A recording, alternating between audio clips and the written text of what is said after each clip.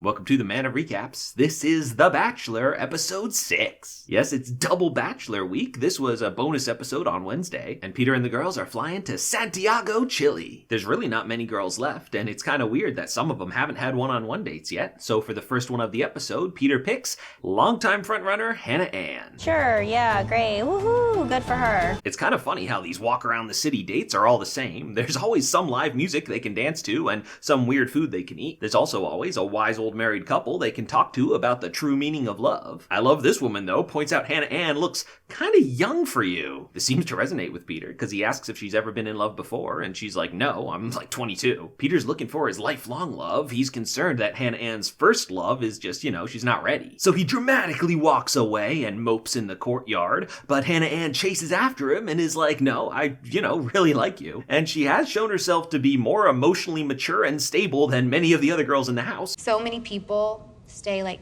in the shallow waters of life. Maybe a 22-year-old model is exactly the perfect girl for Peter. Back at the hotel, the other girls get the next day's group date card, and no one wants to be on it because that means they get the one-on-one. McKenna and Tammy and Natasha have all not had one-on-ones yet, so this would be the perfect time to pick Victoria F again. And oh no, my girl McKenna is having a breakdown! She rightfully feels like Peter doesn't notice her and is like, why am I bothering with this? Maybe I'll just go home. She sticks it out for the group date though, which is going to film their own telenovela. The girls all get assigned a different role and play in the Spanish soap opera of El Amor de Pedro. Favorite moments are Tammy as the crazy ex with the knife, which seems to suit her too well, and Kelly as the grandma who's putting the moves on him. But the funniest parallel to real life is McKenna as the maid in the background of every shot while Peter's making out with these other girls. He doesn't notice her. But at the end, Pedro realizes that Amor has been in front of him this whole time, and he ends up with McKenna. So it's been an overall fun day, and everyone's excited for a night with no drama finally. Yeah, that's not gonna happen. Victoria peoples Peter aside like, hey, it's been a while since our one-on-one date where we had a really good connection. We're still good, right? But Peter's like, a lot's happened since then.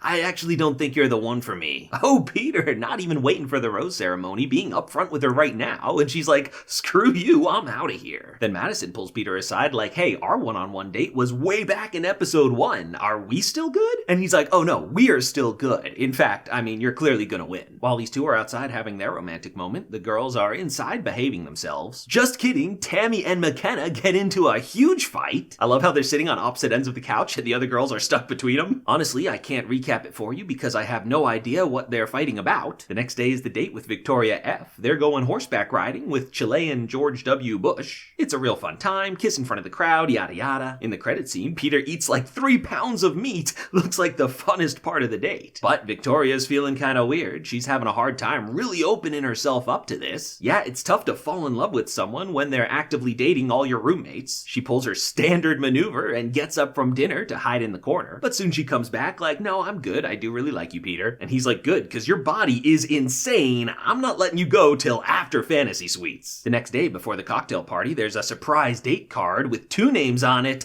Tammy and McKenna. Peter's got a bold new strategy to cut out drama in the house. Whenever 2 girls are fighting, one of them's going home. Tammy basically says McKenna's a spoiled little brat who's just here for the Instagram followers. And McKenna says, no, that's not true. And he sides with McKenna, who does come across as the good one in this interaction. But even with Victoria P and Tammy leaving pre-rose ceremony, 2 more girls are still going home tonight. At this point, I actually know all of the girls left, so whoever goes home will be kind of a big deal. One girl who hasn't made it into the recaps yet is Natasha. She has not really been featured much. She hasn't had a one-on-one date and has stayed well clear of all the drama. She generally seems to be a nice, smart, normal girl, and Peter decides to keep her, which means the final 3 in danger are McKenna, who he's just decided to keep over Tammy, plus Kelly and Sydney, who both just had great one-on-ones last episode. McKenna does go home here. She never had that one-on-one date opportunity to really connect with Peter strongly. She's leaving though with her dignity mostly intact, and based on how much they love featuring her, how good she is on camera, I wouldn't be surprised if we see more of her. So between Sydney and Kelly, who's he gonna keep?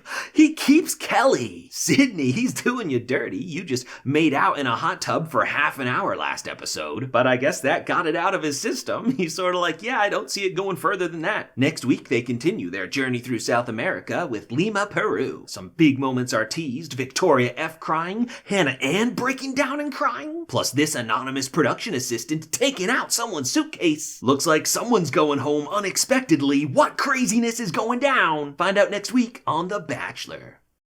If you like this recap, hit that subscribe button. I'm bringing you the best recaps of TV and movies, so don't miss out.